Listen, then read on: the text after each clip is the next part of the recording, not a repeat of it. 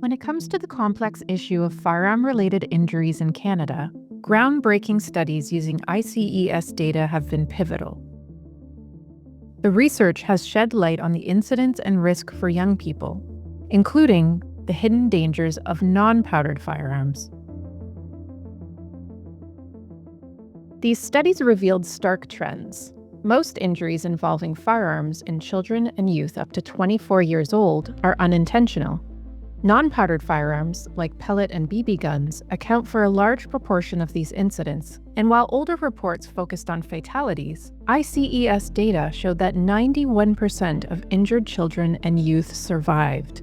By counting only deaths, we vastly underestimate the true scope of the problem. Dr. Natasha Saunders developed a research program to build on these findings. The data were a wake-up call for public health advocates, highlighting the urgent need to address firearm safety. Research showed that injury patterns differed by intent. Young men in lower-income urban areas were most likely to be injured by assaults. Self-harm injuries, often fatal, were more common among older men in rural areas.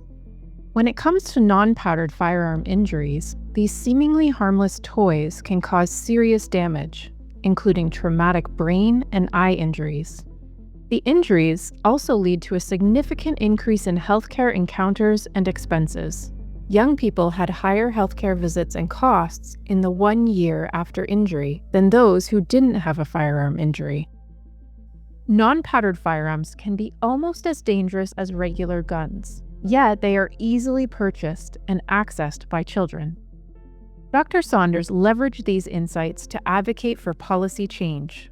Her work contributed to the passage of key federal bills in Canada, strengthening background checks and, crucially, recognizing the threat of non-powdered firearms.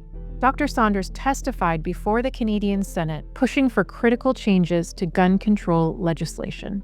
These efforts elevated the conversation by grounding it in factual evidence. ICES research has not only informed policy, but has sparked a national conversation, making a real difference in community safety.